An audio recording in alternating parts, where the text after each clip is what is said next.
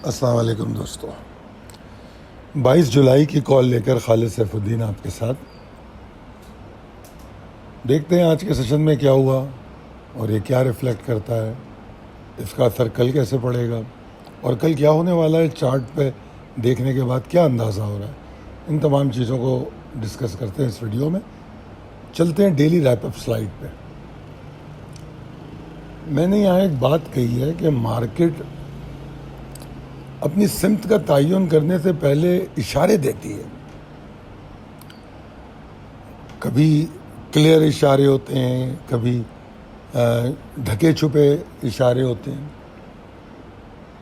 और ज़्यादातर मार्केट एक से ज़ायद दफ़ा मौका देती है किसी मूव को बना के, मतलब चाहे ऊपर जाना हो या नीचे जाना हो, एक से ज़ायद दफ़ा इशारे देती है।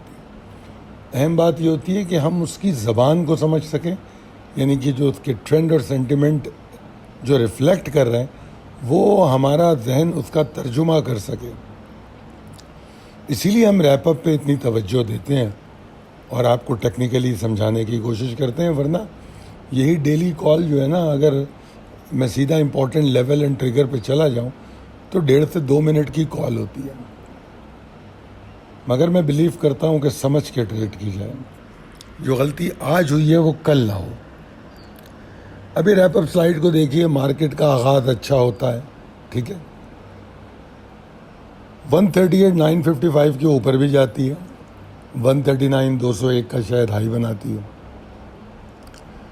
मोमेंटम बनता हुआ, मतलब अटेम्प्ट उसके बाद भी 2 होती हैं। अगर आप प्री ओपन के बाद देखें, नीचे जाकर दोबारा 2 दफ़ा 138,955 के ऊपर जाती है, होल्ड नहीं कर पाती। और जो अहम चीज़ आज मैंने चार्ट पे देखी वो ये थी कि अगर आपको याद हो, पिछले कई दिनों से मैं आपको गिनवाता था, 6 सेशन में इतनी मार्केट, 8 सेशन में, 10 सेशन में, 11 सेशन में। जो इसराइल ईरान का जो सीज़फायर हुआ था उसके बाद जो मार्केट चली, तो बुलिश चैनल बिल्कुल वर्टिकल जैसा था। और आज जो मार्केट की क्लोजिंग आई तो वो उस वर्टिकल चैनल से निकलता हुआ नज़र आ रहा है। कुछ बेचैनी नज़र आ रही है उस चैनल से निकलने की। गो के कोई कंफर्मेशन अभी नहीं है कि मैं कहूँ कंफर्म कर दिया उसने, क्योंकि आपने देखा होगा कि जो सपोर्ट एरिया आपको मेजर बताया गया था, जिसकी याद दहानी मिड डे में भी हुई, वो फिलवक्त सिक्योर है। क्लोजिंग उसके आसपास ही है मगर फिलवक्त सिक्योर है। और वो एरिया तकरीबन 200-250 पॉइंट पर है।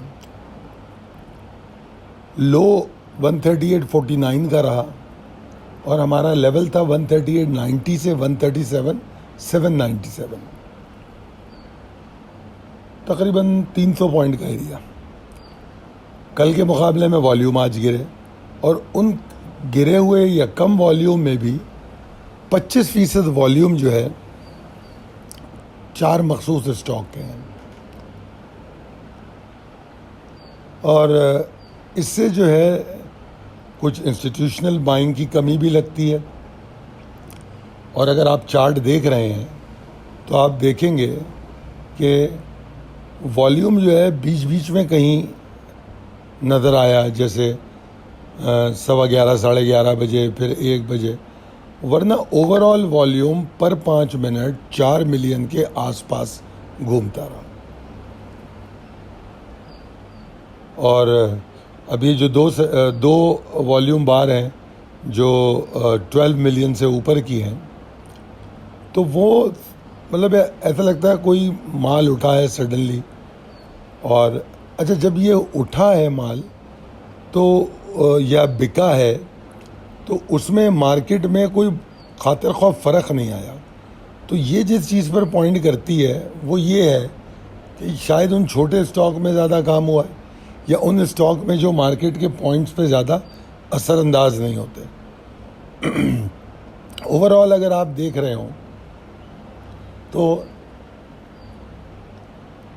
जो स्टॉक परफॉर्म कर चुके हैं उनसे तो हमें निकलना ही चाहिए। आज भी कुछ स्टॉक ऐसे हैं जो लॉक और लॉक के आसपास बंद हुए, तो परफॉर्मिंग स्टॉक भी मौजूद हैं और परफॉर्म्ड स्टॉक भी मौजूद हैं जो कर चुके हैं। इंडेक्स 380 पॉइंट के नुकसान के साथ बंद हुआ। ठीक है जी।